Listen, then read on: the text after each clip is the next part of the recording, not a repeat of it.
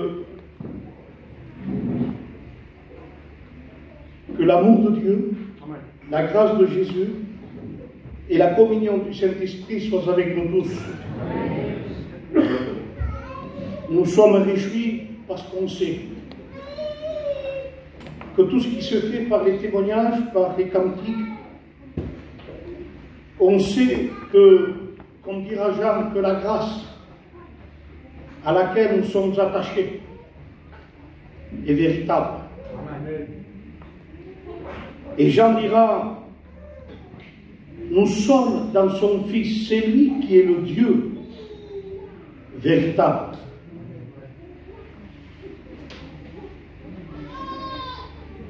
J'ai 47 ans, je suis converti à 17 ans et demi. Il y a pas mal d'années. Et aujourd'hui, tout ce que j'ai subi, tout ce que j'ai passé, combat, lutte au dehors, crainte au dedans, sans parler problème de maladie, on en a traversé des tunnels, j'en ai vu de toutes les couleurs. Mais aujourd'hui, je sais que toutes ces années, 17 ans et demi, 18 ans, 19 ans, 20 ans, 21, 22, 23, toutes ces années, je sais que je n'ai rien perdu. Amen. Parce que je sais que la grâce à laquelle nous sommes attachés est véritable. Amen. Alors, on n'a pas perdu notre temps. Au contraire, si je pourrais reculer, si je pouvais avoir l'occasion d'avoir une deuxième vie, je ferai pareil avec la deuxième vie. Je me reconvertirai. Si j'aurais une troisième vie, je me reconvertirai. Si j'aurais 100 vies, je me reconvertirai sans moi. Je n'ai jamais regretté d'avoir été converti. Si quelqu'un regrette d'être converti, c'est parce qu'il n'a jamais été converti. Pierre dira, désirez comme des enfants nouveau-nés le lait spirituel et pur de la parole. Exode dira, sentez, sentez, voyez, sentez et voyez. À combien mesurez-vous le combien? À combien l'Éternel est bon? Sans plus tarder, nous allons ouvrir la parole de Dieu dans la première épître de Paul aux Corinthiens, au chapitre 1er. Et nous prendrons, je lis avec vous, et pour vous qui n'avez pas la Bible, le verset 18. Je prendrai le verset 17. Ce n'est pas pour baptiser que Christ m'a envoyé. C'est pour annoncer l'évangile. Et cela sans la sagesse du langage, afin que la croix ne soit pas rendue vaine. Car la prédication de la croix, voilà l'évangile. Il y a un beau langage de la philosophie, de l'intellect, risque de jeter un brouillard sur la véritable prédication de la croix.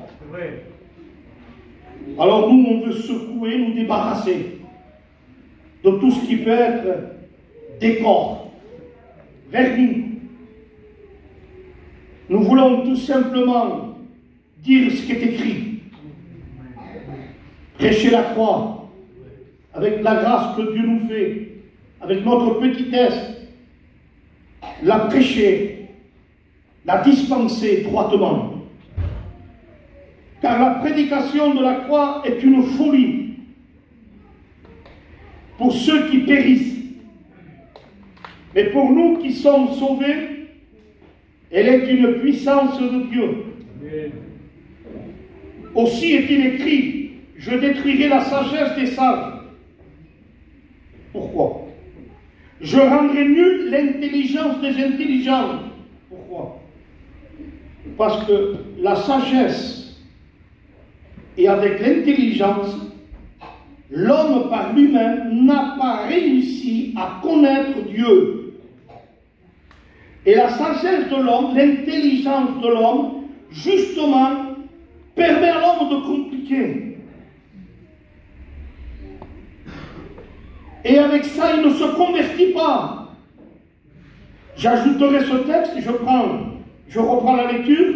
Jésus dit, oui, Père, je te loue, parce que tu as caché ces choses, le mystère de Christ en nous, le pardon de nos péchés, le salut, la vie éternelle. Tu l'as caché aux savants et aux intelligents, mais que tu l'as révélé aux enfants. Amen.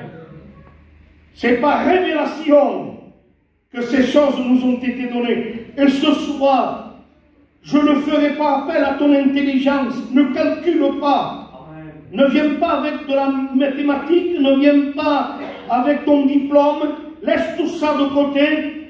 Viens avec ton cœur. Viens avec ton cœur. Et c'est là où Dieu se révèle. Tu l'as révélé aux enfants. Tu ne peux pas, laisse-le faire. Amen. J'y arrive pas, il est arrivé pour toi. Que dois-je faire? Rien faire. Crois à ce qu'il a fait. Amen. Crois. Tout est condensé dans la foi. Parce que la religion, c'est élever l'homme, c'est ce que je fais, les sacrifices. Mais la foi, il n'y a rien pour l'homme. La foi, c'est je crois à ce que lui est. Je crois à ce que lui a fait. Je crois à ce que lui est capable encore de faire. La foi, ça élève pas l'homme. Ça élève Dieu. Amen. Ça glorifie Dieu. Alors je reprends la lecture. Je décrirai la sagesse des sages. Où est le sage? Les hommes, plus ils deviennent intelligents, et entre nous, ils semblent qu'ils deviennent de plus en plus fous. Plus ils deviennent intelligents et plus ils s'enfoncent dans l'alcool, dans la drogue. Plus ils deviennent intelligents et plus ils se séparent, ils cassent le foyer, s'en va, ils regardent, il est intelligent. Il est intelligent, un foyer, deux foyers, trois foyers, il est intelligent, il oublie ses enfants. Vous appelez intelligence à vous? Où est le sage? À l'époque, on disait, nous, un homme de 60 ans, de 70 ans, avec le respect qu'on a, on voit là une sagesse, mais le péché a tout dégradé. Même l'âge âgé, il a tout dégradé. Parce qu'aujourd'hui, quand on entend parler certaines personnes, peut-être pas tous, on sent quand même que ça fait honte. Ça me fait honte. Je vous demande pardon de ce que je vous dis. Quand un père de 65 ans se trouve en boîte de nuit et qui a son fils à côté de 25 ans, où est le sage? Où est l'honneur? Où est la mentalité? Où est le respect? Non, où est le sage? Où est le sage? Où est les scribes? Les scribes, ce sont ceux qui s'écrivaient. C'est des écrivains. Où est les scribes? Où sont les sages? Où est le raisonneur de ce siècle? Celui qui réfléchit tout avec la tête, il calcule tout avec la tête. Il ne fait rien sans calculer. Tu viens à l'assemblée, si il y aurait un Dieu. Accepte Dieu, tu es malheureux, tu ne vois pas que tu es malheureux. Dieu est vivant. Et comment ça se fait qu'il y a tant de problèmes? Où est le raisonneur? Quel état se trouve aujourd'hui? Celui qui fait que calculer avec le bateau, celui qui fait que calculer avec le cerveau, il coule, il s'enfonce de jour en jour. Écoutez-moi bien, je ne tourne pas en rond. Si Christ n'est pas dans ta vie, tu n'es pas sage. Voilà la vraie sagesse. Voilà la vraie intelligence. Voilà le vrai honneur. Le vrai bonheur, c'est Christ en nous. L'espérance de la gloire. Où est le raisonneur de ce siècle? Dieu n'a-t-il pas convaincu de folie la sagesse du monde. Il a dit Dieu, votre sagesse, vous êtes fous. Il a convaincu de folie la sagesse de ce monde. Il a dit avec le savant, le philosophe, Dieu lui dit, ça se marche. Il a convaincu. Mais tu le vois que tu n'es pas intelligent, tu le vois que tu es... Pourquoi? Parce qu'avec ton intelligence, comment ça se fait que tu te conduis comme ça? Comment ça se fait que tu vis comme ça? Comment ça se fait qu'il y a tant de dégâts, tant de dégradation, tant de bassesse, tant de honte, tant de mélange, tant d'orgueil, tant d'arrogance? Mais comment ça se fait? Il dit, non, ton intelligence te rend fou. Mais je vais te montrer, moi, qu'est-ce que c'est la vraie sagesse, la vraie intelligence. L'intelligence, la sagesse, elle est révélée où? Écoutez, je le lis. Puisque Dieu n'a-t-il pas convaincu de folie la sagesse du monde? Car puisque le monde, avec sa sagesse, n'a point connu Dieu, il n'a plus à Dieu dans sa sagesse. Amen. Alléluia. Dieu est sage. Lui, il est sage pour de bon. Il n'a plus à Dieu dans sa sagesse. Dans sa sagesse. Vous savez que la sagesse de Dieu, il a fondé la terre. Il a créé les étoiles, il a placé les étoiles, il a créé le soleil. La sagesse de Dieu est grandiose. Oui, mais qu'est-ce que c'est le contexte de la sagesse de Dieu pour te sauver? Et bien, regardez la voie qu'il a choisie. Il n'a plus à Dieu, dans sa sagesse, de sauver les croyants par la prédication. Non, par la folie. Et pourquoi il dit que c'est fou? Par la folie de la prédication de la croix. Par la prédication de la croix, c'est tout. Non, par la folie. Mais vous savez pourquoi il dit folie?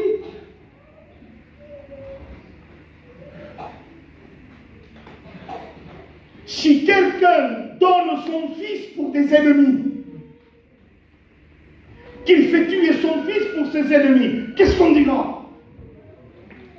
Tu peux donner un oiseau pour quelqu'un, tu peux donner un chien et encore tu pleureras. Tu peux donner, je ne sais pas moi, une voiture, une carrière. Mais donner ton fils pour quelqu'un qui t'haït, quelqu'un que tu ne connais pas, quelqu'un que c'est ton ennemi, qu'est-ce qu'on dira? Il est fou. Oui ou non? Il est fou de donner son fils. Pas ça. Donne un chèque, donne une voiture, donne un animal. Mais donner ton fils, non mais il est fou. Oui, c'est la folie de Dieu. Amen. Il a donné son fils pour des impies, pour des rebelles, pour des orgueilleux, pour des fanfarons, pour des hommes qui vivent dans l'iniquité du péché, de la tête aux pieds. Il a donné son fils. Il est fou. Oui, il est fou, il dit. Oui, mais dans cette folie de Dieu, il y a la puissance de Dieu. Il y a la puissance de Dieu. Parce que les hommes disent il est fou, mais il n'a plus à Dieu. Dans sa sagesse, que les hommes aujourd'hui appellent les sports, mais quelle folie! Il dit, mais il n'a plus à Dieu. Voilà ma folie. Je donne mon fils. Mais quelle folie! Et parce que Dieu, écoutez-moi bien, et pourquoi il a donné son fils? Pourquoi il est fou? Pourquoi on dit c'est la folie? Pourquoi? C'est la folie de toi.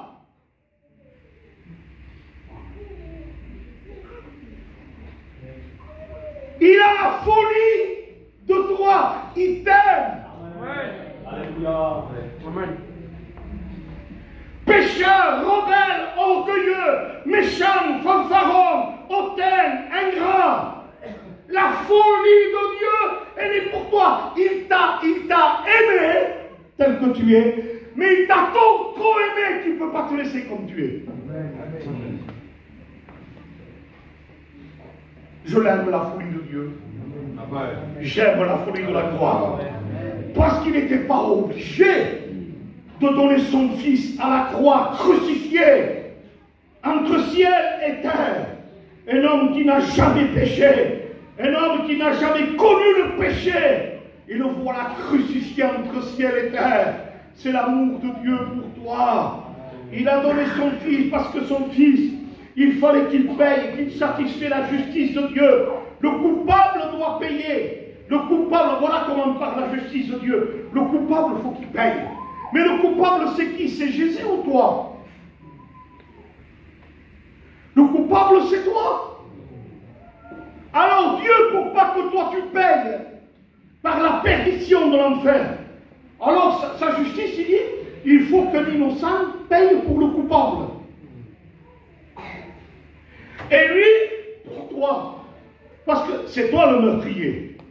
Peut-être tu l'as fait pour ton nom, peut-être tu ne l'as pas fait, mais peut-être dans tes pensées, la Bible dit que quand il pense, il l'a fait. On peut tuer des personnes avec la pensée. Une haine dans le cœur, c'est tuer. Aux yeux de Dieu. Combien de personnes t'as tué? 10, 15, 20, 30? Hein? Ta belle-mère, ça fait un moment qu'il est mort. Hein? Ton beau-père, peut-être, ça fait un moment qu'il est mort. Bon, ne rigole pas trop parce qu'il comprendra. N'allons pas trop loin. Le coupable, c'est toi. La coupable, c'est toi. Tu es coupable. La Bible dit, le salaire du péché, c'est la mort. Tu es coupable, tu es coupable. C'est toi qui as péché. La justice de Dieu, il faut que quelqu'un paye. L'amour de Dieu, je ne veux pas qu'il paye à l'enfer. Je vais te donner la solution. L'amour de Dieu prend le relais et dit, voici mon fils. Lui, il est innocent. Et il va payer pour le coupable. Alléluia. Voilà la folie de la prédication. C'est que Dieu, il t'a trop aimé. Elle est belle cette folie, nous. Aujourd'hui, les hommes font de folie parce qu'ils sont capables de te tuer. Mais la folie de Dieu, voilà pourquoi il dit, la sagesse du monde sont devenus fous. Parce qu'aujourd'hui, ils se croient hommes, quelqu'un quand on tue. Mais c'est de la folie. De la pure folie. Mais la folie de Dieu, c'est pas pour tuer, pour sauver. Il a donné la croix pour sauver. On continue? Amen.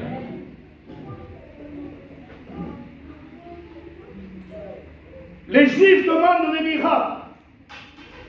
Et les Grecs cherchent la sagesse. Paul dira, nous prêchons Christ crucifié. Scandale pour les Juifs. Qu'est-ce qu'ils nous prêchent? Folie pour les païens. Verset 24. Puissance de Dieu. La croix, Christ crucifié, il paye à ta place. Il paye pour toi. Il meurt pour toi. Il se vide de son sang pour toi. Il prend le jugement. Il prend la condamnation pour toi. Scandale pour les Juifs. Folie pour les païens. Mais puissance de Dieu. Dynamite de Dieu.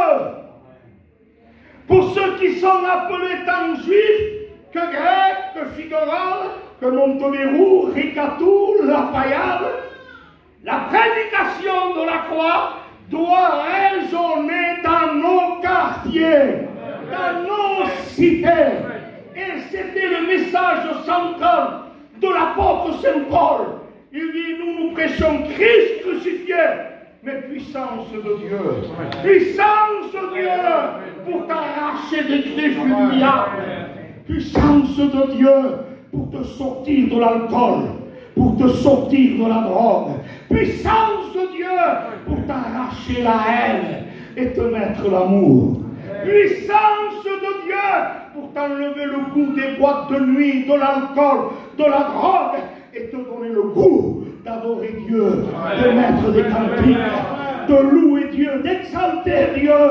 Alléluia. Oui, puissance de Dieu pour chasser les démons. Puissance de Dieu pour purifier les lépreux. Puissance de Dieu, il rend la vie aux aveugles.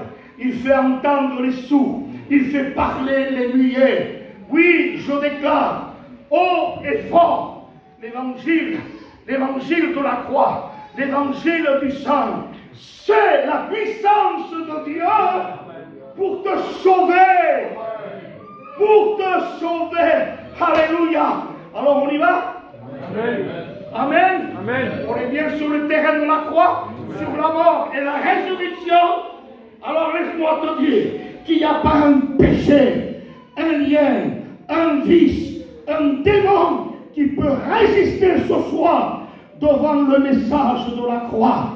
Les liens se fondent, les chaînes se brisent. Ce soir, je crois de tout mon cœur, la force est dans le sang. Et il n'y a pas un marabout, un médium, une sorcellerie qui peut lui résister en face. Il dit au démon, tais-toi, silence, sors, et il obéit.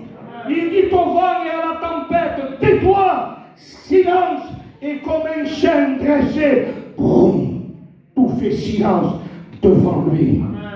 Dès jeunesse croix, la croix fait écho. Tu lui blesseras le talon, mais il t'écrasera la tête. L'évangile avant le temps, la croix avant le temps. Tu lui blesseras le talon.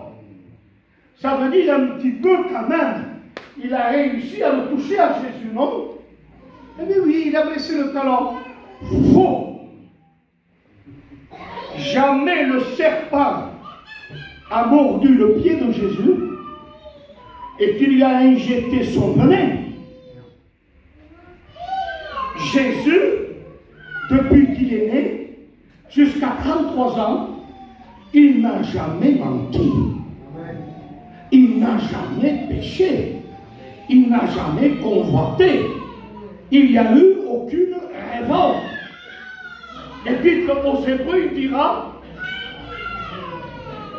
ne vous tournez pas, c'est l'enfant qui pleure, on continue. Hein? Et c'est ça, c'est pas grave, on est habitué. Mais on garde le cap et le fil conducteur.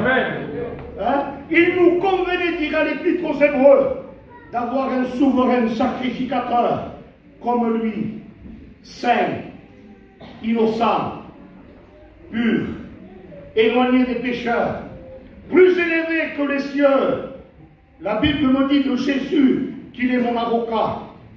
La Bible me dit de Jésus qu'il est le médiateur. La Bible me dit de Jésus qu'il est la victime expiatoire pour nos péchés. La Bible me dit de Jésus qu'il est le commencement, l'alpha et l'oméga. La Bible me dit de Jésus qu'il est le grand berger que Dieu a ramené d'entre les morts. La Bible me dit de Jésus, je peux vous prêcher Jésus, Jésus, Jésus. On va le découvrir, c'est une mine où on va découvrir tout le corail, le cristal, le l'émeraude, le saphir, l'or fin, l'or pur. Et maintenant je ressens dans mon cœur, je sens que les textes s'enflamment. Je sens qu'à l'intérieur, je sens quelque chose qui bouillonne parce que je sais de qui je parle. Je parle de Jésus. Et quand on dit Jésus, tout genou fléchira, toute langue confessera que Jésus-Christ est Seigneur. À la gloire de Dieu le Père. Je ne m'adresse pas à vous, je m'adresse à Satan. Je ne m'adresse pas à vous, je m'adresse au démon. Tu sors de Figorol. Aujourd'hui, il y a le roi des rois, le Seigneur des seigneurs. Ce n'est pas avec ton adultère, ce n'est pas avec ton arrogance, ton orgueil, ton trafic, ta méchanceté que tu vas régner Satan à Figorol. Il y a au milieu de nous la croix de Christ, un homme de 33 ans. Écoute bien ça, Satan, il t'a écrasé la tête sur le bois de la croix au mont Golgotha. Les Juifs demandent miracles, figurons, veulent des guérisons, mais nous prêchons Christ mort et Christ ressuscité. Alléluia. Gloire à Dieu. Alors écoutez ça. Tu lui blesseras le talon. Il a mordu. Jamais. Jamais. Écoutez-moi bien. Vous savez ce que c'est quand il dit tu lui blesseras le talon? Ce n'est pas le serpent qui le mord. Quand Christ est sur la croix, où lui a blessé le talon? Il n'a pas mordu. Vous savez ce que c'est? Quand il a blessé, le serpent, quand il a blessé, il s'est tué lui-même. Parce que quand on lui a blessé le talon, c'est quand on lui a pris le pied, et lui, sans résister, contraire aux autres meurtriers qui refusaient de donner la jambe et le pied, lui, il le donnait. Parce qu'il a le pouvoir de donner sa vie. Il a le pouvoir de la reprendre. Alors il la donne, c'est lui qui la donne. Ce n'est pas les hommes qui lui a donné. Quand il donne le pied, on prend le pied. Et là, on voit Satan. Allez, je vais le blesser. Ils se prennent un clou, tu le blesseras le talon. Ils prennent le talon et bam, ils frappent. Ils enfoncent le clou dans le talon contre le bois de la croix. Mais ce qui ne sait pas Satan, en lui blessant le talon par le clou et qui s'est accroché à la croix, le sang a coulé du talon. Le sang a coulé du talon. Et quand le sang a coulé du talon, il lui a blessé, mais le texte il dit, mais il t'écrasera la tête parce que le sang a coulé. Oh, écoute-moi bien, il n'aurait pas dû lui blesser le talon. Parce que c'est un pied qui a été droit, un pied qui a été sain, un pied qui n'a jamais branché, pur, droit. Et quand il lui a blessé le talon, ça a été sa défaite, ça a été sa destruction. Dès Genèse 3, l'annonciation de la destruction du diable est annoncée. Amen. Jusqu'à l'Apocalypse, chapitre 12. Ils ont vaincu l'accusateur de nos frères. À cause de quoi? À cause du sang de l'agneau. À cause du sang de l'agneau, il est tombé. Écoutez-moi bien, ce soir, il y a quelqu'un qui te connaît. Il sait que tu es en dépression. Il sait que tu prends des exomines. Il sait que tu prends des exhalances. Et peut-être quelqu'un a dit, moi là, si ça ne se passe plus bien, vu la vie que je mène avec mon foyer, avec mes parents, je sens les ténèbres, l'angoisse me saisit, la dépression m'effraie. J'essaye, quand je sors dehors, de sauver les apparences. J'essaye de faire, et je roule la mécanique, tu vois bien, avec la belle voiture, mais tu sens le soir quand tu rentres chez toi, tu sens la misère de ton foyer, tu sens que Satan a détruit l'amour du foyer, tu sens que tes enfants sont en train de souffrir par l'alcool et la drogue. Aujourd'hui, nos quartiers, la jeunesse, si on ne veille pas, si on n'annonce pas l'évangile, si on ne prêche pas l'évangile pour les sortir de cette génération perverse et corrompue, ils vont couler. Notre jeunesse, ils vont couler comme ce paquebot, le Titanic, qui a pris l'eau du péché, de la drogue, de la haine. Et ce paquebot, il a coulé. On disait, ni Dieu le fera tomber. Il a coulé. Aujourd'hui, le froid du pôle Nord, de l'Atlantique Nord, rentre dans les quartiers. Il n'y a plus de famille. Il n'y a plus de mentalité. Il n'y a plus, tout se refroidit. Chacun son portefeuille. Si c'est le petit de l'autre, je m'en fous. Pourvu que ce ne soit pas le mien. Alors qu'à un moment donné, quand quelqu'un passait un problème, on était solidaire. On était compatissant. Mais aujourd'hui, chacun voit midi devant sa porte. Il y a un danger. C'est que le destructeur aujourd'hui est en train de ruiner les maisons, de détruire les maisons. L'ombre de la mort passe passe dans les maisons et il veut détruire. Écoutez-moi bien, mettez sur les linteaux de vos maisons, mettez sur vos poteaux de vos maisons le sang de l'agneau.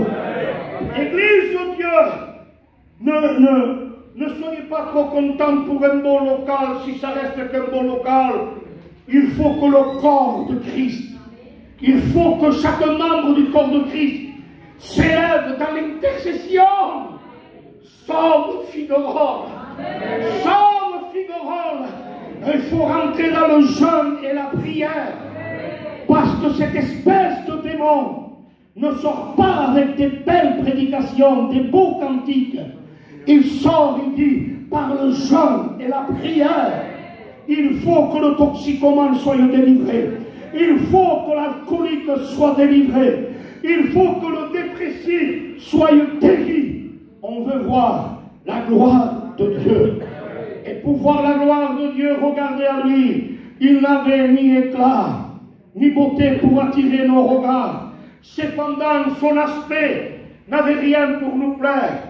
Mais il a pris nos souffrances. Homme de douleur, habitué à la souffrance, on l'a fait de lui aucun cas. Mais il t'a tant aimé. Il t'a tellement aimé. Il t'aime jusqu'à mourir. Je te citerai ce texte. Car Dieu a tant aimé le monde qu'il a donné son Fils unique, afin que quiconque croit ne périsse pas, mais qu'il ait la vie éternelle. Dieu, en effet, n'a pas envoyé son Fils dans le monde, afin qu'il juge le monde, mais pour que le monde soit sauvé par lui. Écoute-moi bien, j'écoutais une cantique de l'Exode 23. Mieux vaut une fin qu'un commencement. Le psaume dit: l'Éternel est mon berger, je ne manquerai de rien. Il me fait reposer dans des verts pâturages, il restaure mon âme, il me conduit dans la voie de la justice. Quand je marche dans la vallée de l'ombre de la mort, je ne crains aucun mal. C'est tout le parcours, le tunnel qu'on traverse les chrétiens, mais quand lui est avec nous, je crains aucun mal. Car ta louette et ton bâton me rassurent. Et regardez comment il termine. Oui. Oui. Tu crois que j'arriverai jusqu'au bout? Tu crois, Belle, que j'arriverai jusqu'au bout? Avec lui. C'est lui qui est ton berger. Oui. Amen. Amen. Dans Corinthiens, vous savez ce qu'il est écrit? Paul dit, en lui, il n'y a pas le oui et le non. En lui, il n'y a que le oui. Le oui de quoi? Je demande pas compte quand je vois certains chrétiens qui savent que sur le Mickey. Oui, oui. Ah, les chrétiens, c'est sérieux. En lui, c'est pas le non et le oui. En lui, il n'y a que le oui. Oui, quoi? Oui, quant aux promesses de Dieu. Ça veut dire quoi? Ça veut dire qu'en Christ, est-ce que Dieu peut me sauver? Oui. En Christ, c'est en lui qu'il est le oui. Est-ce que ma fille peut être délivrée? Oui. Est-ce que je peux voir la gloire de Dieu chez moi? En lui? Oui.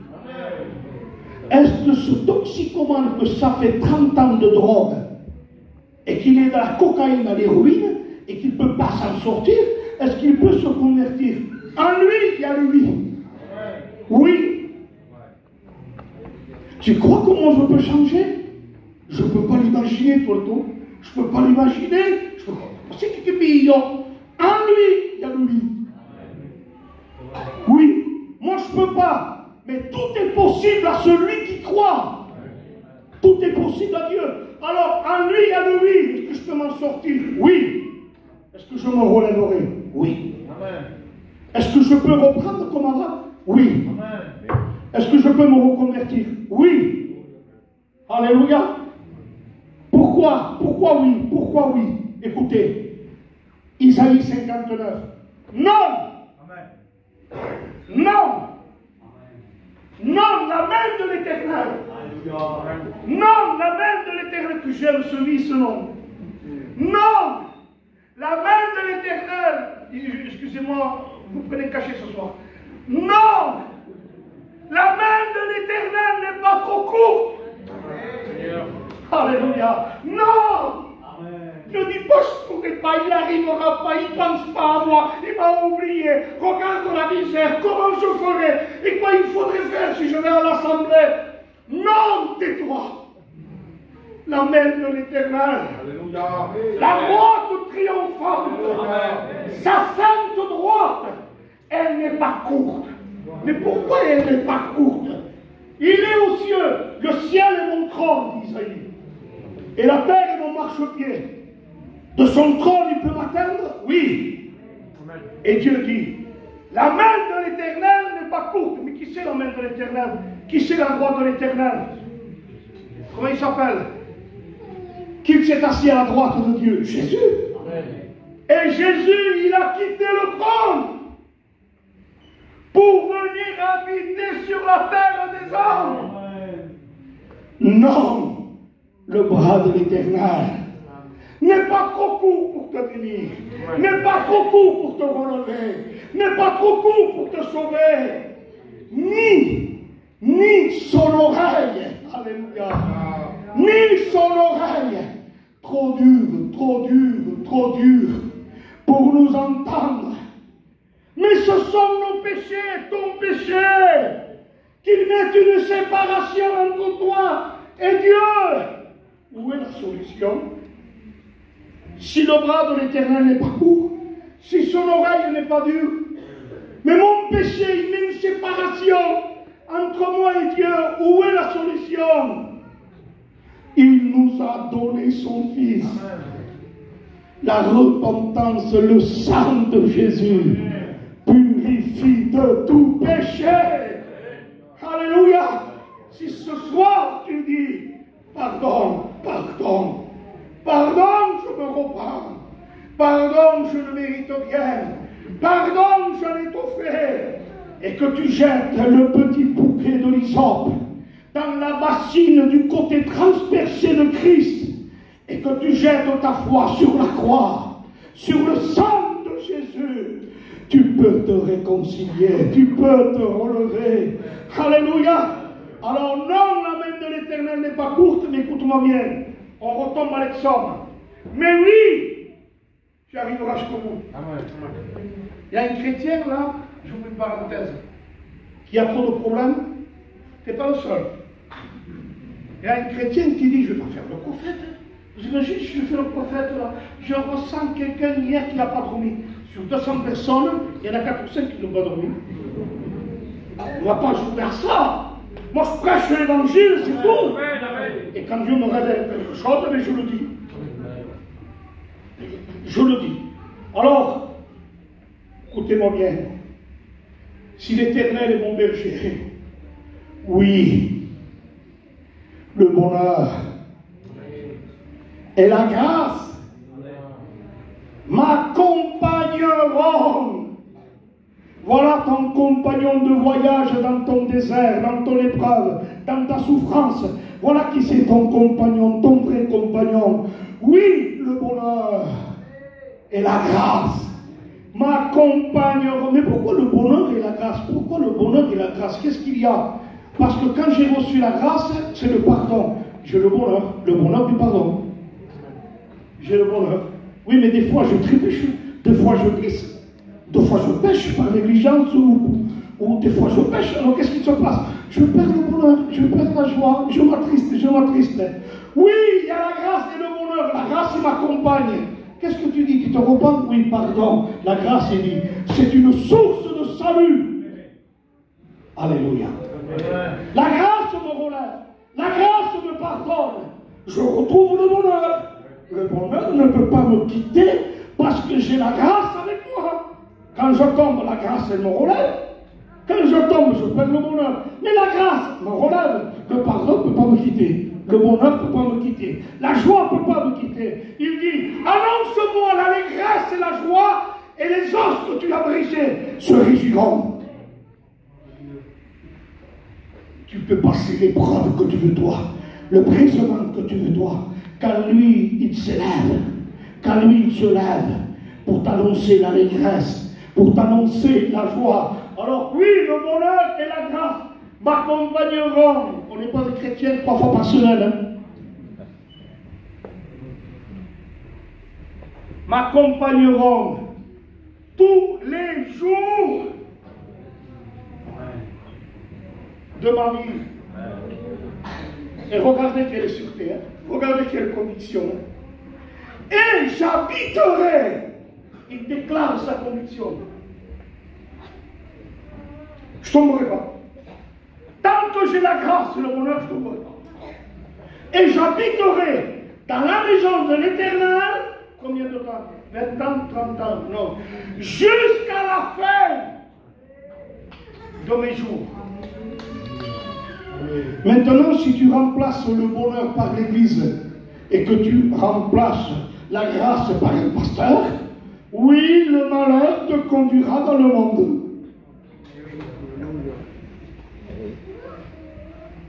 Remplace pas le bonheur par une Église. Ne remplace pas la grâce par un pasteur, par un système. Non, non. On arrive jusqu'au bout. Malheur à l'homme qui se confie. Béni soit Dieu pour les serviteurs. Béni soit Dieu pour les frères, pour les églises. Mais nos regards à nous doivent être posés sur lui. Quand on tourne nos regards vers lui, on est rayonnant de joie. Hébreux chapitre 12. Ayez les regards sur lui. Pourquoi il dit ça? Ayez les regards sur lui. Pourquoi au chapitre 12? Pourquoi il dit? Parce que le chapitre 11, il parle des héros de la foi. Enoch, Moïse, Abraham, Jacob, Joseph, Samson, Jephthé. Et il en cite des héros de la foi. Exploit, exploit, exploit. Et à un moment donné, il dit, on est environné d'une si grande lignée de témoins. D'accord? Alors, continue ta vie chrétienne. Cours avec persévérance dans la carrière. Mais que vos regards ne se posent pas sur Moïse, sur Abraham, sur ses héros. Pose les regards sur l'auteur de ces héros. Amen. Amen. Le chef de la foi. Alléluia. Il est au-dessus de tous ces héros. Ayez les regards sur Jésus qui suscite la foi. Elle ne faille pas. Elle ne faille pas. Elle a relève la foi. Il a rebâti la foi. Il a fermi la foi. Amen. Oui, le bonheur et la grâce m'accompagneront tous les jours de ma vie. Et j'habiterai dans la maison de l'Éternel jusqu'à la fin de mes jours. Je termine par une note. Et psaume 23, on est sur le psaume 23. Quand je marche dans la vallée de l'ombre de la mort, ça veut dire qu'il passe dans l'ombre de la mort, c'est la mort. Le chemin, c'est la mort. Le risque, c'est la mort. On est d'accord? Psaume 23. Psaume 81. Quand on traverse la vallée de Baca, vallée de pleurs, vallée de sécheresse, donc il y a deux vallées. Il dit quand je passe par la vallée de l'ombre, donc c'est la mort. Et quand un chrétien y passe, il est mort. Il est mort. Hein? Et non. Si je lis bien ma Bible de Psaume 23, regardez ce qu'il dit. Il ne dit pas quand je me trouve dans la vallée de l'ombre de la mort, quand je me trouve. Non, non, écoutez, on ne s'arrête pas là, nous les chrétiens. Il dit, quand je marche, on ne s'arrête pas, nous, dans la vallée de la mort. Est-ce que vous comprenez? On ne meurt pas dans la vallée de la mort. La Bible ne me dit pas qu'on meurt dans la vallée de l'ombre de la mort. Quelle qu'il soit la vallée que tu passes, le problème que tu passes, il ne dit pas que tu restes. Il dit, quand je marche, de la vallée de l'ombre, quand je marche, on la traverse, nous. C'est promis qu'on ne meurt pas. C'est promis qu'on y va jusqu'au bout. Il dit, quand je marche de la vallée de l'ombre de la mort, je ne crains que mal, car ta louette me rassure, et j'habiterai. Ça veut dire qu'on la traverse. On ne laisse pas la peau, on ne meurt pas. On ne meurt pas dans nos écoles, on ne meurt pas dans nos déserts. Alors pourquoi? Oh, que je ne voyais pas comme Agar, que je ne voyais pas mon fils mourir. Tu parles de mort, Agar? Et Dieu lui ouvre les yeux, et il lui montre une source d'eau vive.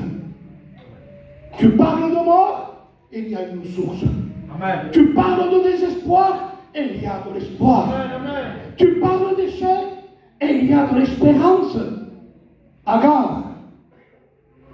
Et le texte il dit, lorsque je transverse la vallée de l'ombre de la mort, lorsque je transverse la vallée de Baca, c'est promis qu'on la transverse. On ne reste pas parce qu'il est avec nous. Amen. On ne meurt pas, on ne reste pas parce qu'il est avec nous. Amen. Amen. Alors ne reste pas en bas. Pourquoi il dit, quand je marche dans la vallée?